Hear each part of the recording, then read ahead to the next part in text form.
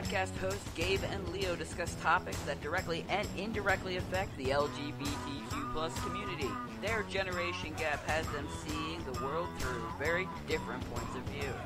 They fight, they argue, they laugh, and they get off topic. But they make sense. Most of the time. Are you ready for this episode of Let's Talk Trans? Well, let's get started.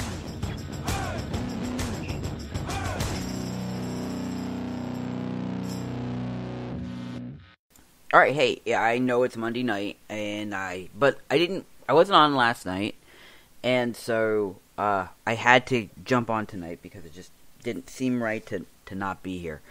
I do want to apologize. Last night I was overwhelmed. I had like 1,700 photographs to go through from my weekend escapades of doing sports photography for a semi-pro team, and it was just too much. The plate was a little over full, and something kind of had to give, and I didn't want to give you guys anything less than, my best. So we pushed it off to tonight. Please don't hate me, or please don't dislike me, or please don't say mis things about me, mean things, whatever. Okay. Additionally, I am like 24 hours without caffeine, which is like really, really impressive for me. But the scale was unkind yesterday. Not unkind, realistic. How's that? And so I decided that it was time to take my body back. So tonight's podcast is going to be about being LGBTQ, primarily being on hormones as a transgender, and the struggles as far as weight. Some people don't have a struggle. Some people do. Some people are big-boned. We'll say it big-boned. Some people not so much. Some folks find that when they get on HRT, and I'm one of them, my weight shot through the roof. I literally gained like 16 pounds in 4 months, which is a pound a week.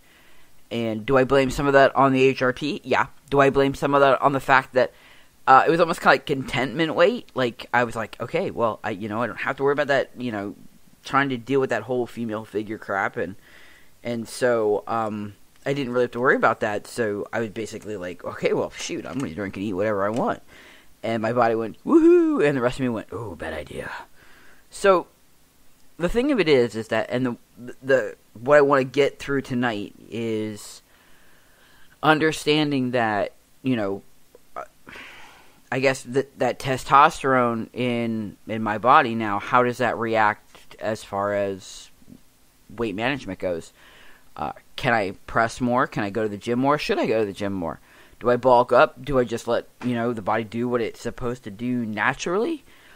Is it the same? Is it less? Can I eat more? Should I not eat more? How does it work? And the thing of it is that I don't have all those answers. I really, truly wish I did. I think if everybody wished that we kind of had those answers that would just make our bodies poof the way we want them to be, and it would be perfect. But unfortunately, they're not, and we're not, and it is, for some people, an ever constant, endless battle. And so I want, people who do struggle with it to understand that they're not alone, for one. And two, try and maybe get some ideas flowing, to give other people inspiration that, one, if you're happy with your body, please, by all means, if you're happy with your body, you can ignore me tonight. Because I am talking about weight management and weight loss and, I guess, dieting, even though I don't like the word dieting, because I don't agree with the term or the definition. But, if you're happy with yourself and you're content, or vice versa, you don't have to worry about being overweight, but maybe you feel like you're underweight, maybe you're just too skinny or something to that effect, and you kind of want the other end, and you want to cram in the calories or cram in the weight. It's about finding that balance for yourself. So that's exactly what we're going to talk about tonight, or what I'm going to talk about tonight, because once again, I'm abandoned. It's just me. Leo is on the other side of the wall. He's right over there. I mean, literally 10 feet away. But he won't come over and talk to me. And Kai is in her room, doing her thing, because that's just what Kai does, and it's me and the dogs and the guinea pigs, and yeah.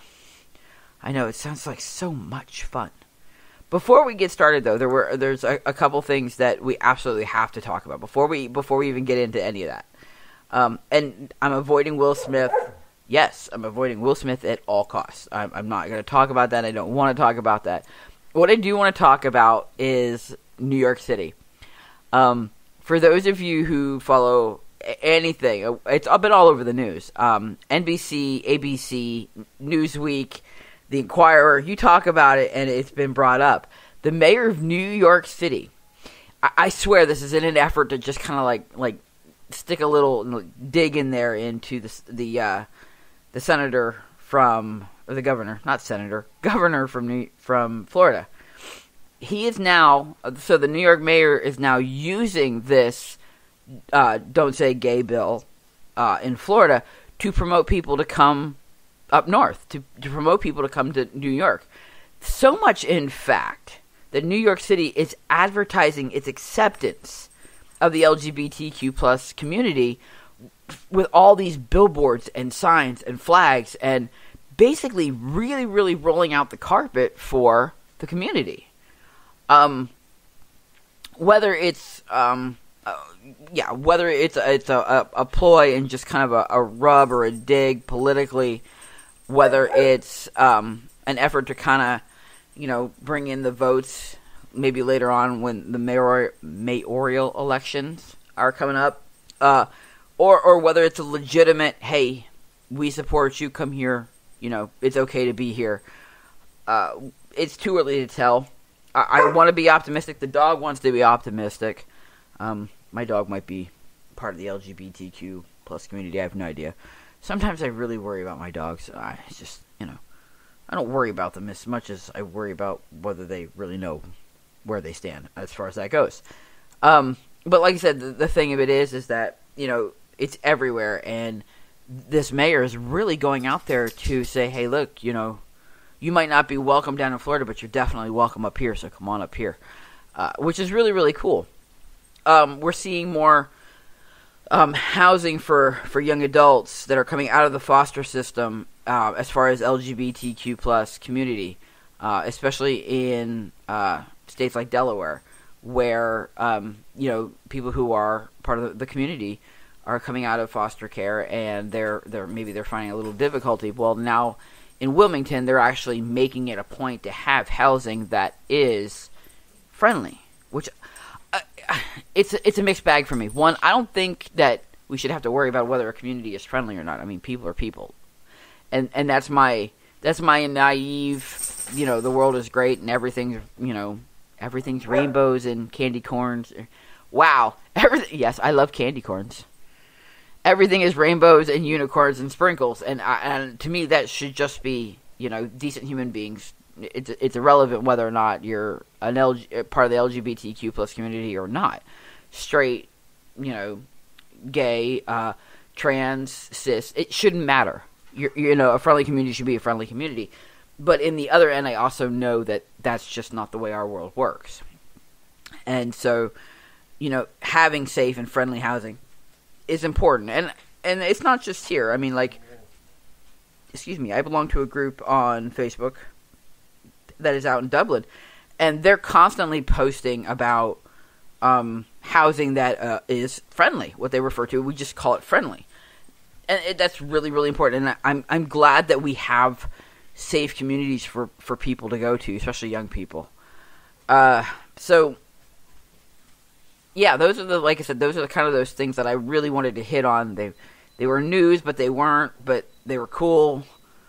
Yeah, so, but, yeah, anyway, so, on to weight. Now, I'm gonna get into that whole thing about weight management. And I don't have, I kind of wish, I need it, you know what I need? I need a counterpart, someone to bounce ideas off that is, male to female. I kind of need the opposite end of the spectrum at this point, because I don't know what, as far as the estrogen goes, putting estrogen into the body, I don't know how that works on weight management, or whether it works on weight management. I know what it does for the muscles. And I know what it does for fat distributions. I think we all do. But as far as gaining weight or losing weight, I don't know what the estrogen does. And I probably should either ask somebody or look that up. The saving grace is that there are tons. And again, thank gosh for the internet. Or thank goodness, or thank googly moogly, or whoever, or whatever. But you'll find, like, if you go on, like, people.com, transgendermap.com, gendergp, you're going to find tons of nutrition and dieting and transition information on or for the LGBTQ plus community, primarily transgender individuals. So if you go to people.com, it actually talks about transgender women. Hey, that's exactly what we're looking for, right? A transgender woman overcomes lifelong struggle with weight and finally feels comfortable in her own body. Which, let's face it, that's our goal, right? All of us want to feel comfortable in our body.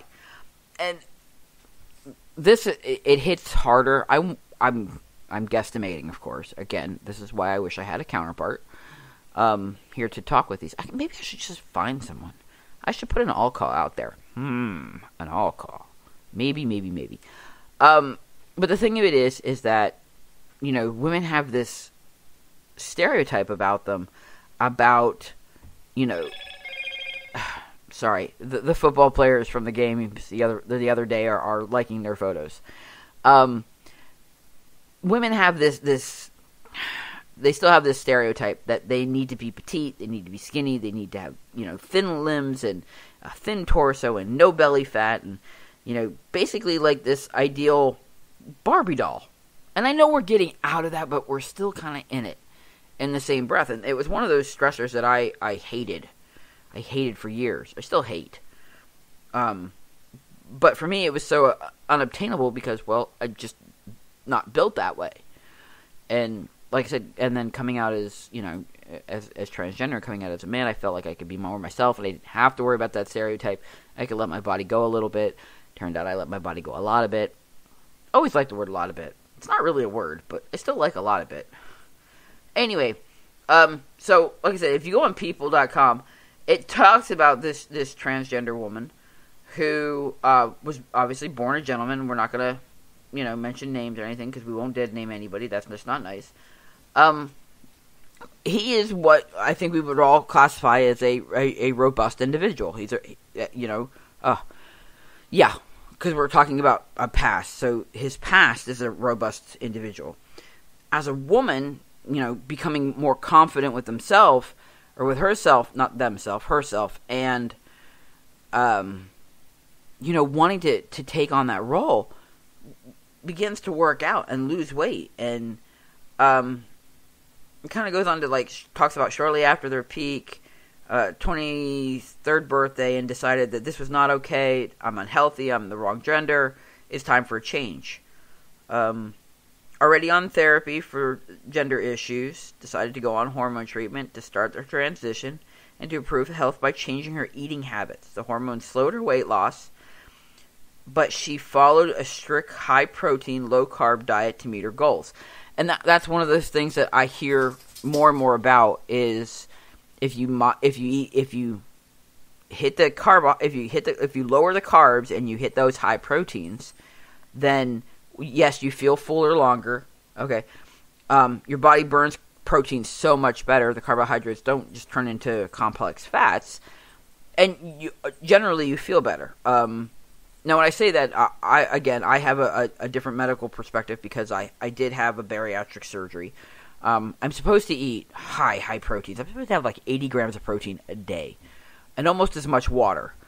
And if you think about that, I'm constantly eating like egg whites. Like if I'm actually paying attention to what I'm supposed to be eating, I'm almost nonstop eating egg whites and protein shakes to get those numbers in.